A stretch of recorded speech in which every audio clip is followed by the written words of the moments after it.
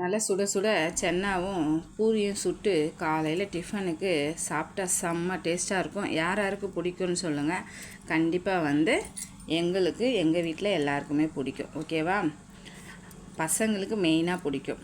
அதுக்கு கொஞ்சம் எண்ணெய் ஊற்றி சோம்பு போட்டு சின்ன வெங்காயம், கருவேப்பிலை, தக்காளி நல்லா வதக்கி ஒன்றும் பாதியமாக அரைச்சி வச்சுக்கோங்க. அதுக்கப்புறம் ஒரு மண் சட்டியில் பட்டை, லவங்கம், சோம்பு போட்டுட்டு அரைச்ச விழுதை சேர்த்து கருவேப்பிலை ஒரு பச்சை மிளகாய் போட்டு நல்லா ஒரு 2 செகண்ட் வதங்கினோன்னே இஞ்சி பூண்டு 1 ஸ்பூன் போட்டுக்கோங்க. அதுக்கப்புறம் குழம்பு மிளகாத்தூள் 2 ஸ்பூன், அரை ஸ்பூன் வெறும் மிளகாத்தூள் போட்டு நல்லா மிக்ஸ் பண்ணிவிட்டு நம்ம வேக வச்ச சென்னாவும் கொஞ்சம் அதோட தண்ணியும் சேர்த்து ஒரு 5 நிமிஷம் கொதிக்க வச்சுட்டு ஒரு 1/4 மூடி தேங்காவை நல்லா தண்ணியாக அரைச்சி சேர்த்து ஒரு 10 நிமிஷம் கொதிக்க வச்சுருங்க. டேஸ்ட்டுக்கு லெமன் பிழிஞ்சு விட்டுக்கோங்க. 10 நிமிஷம் கொதிச்சு வந்தானே கொத்தமல்லி போட்டுக்கோங்க. சூப்பராக சென்னா குழம்பு சாப்பாட்டுக்கு ஊற்றி சாப்பிட்லாம். செம்ம டேஸ்ட்டாக இருக்கும். ட்ரை பண்ணிடுங்க.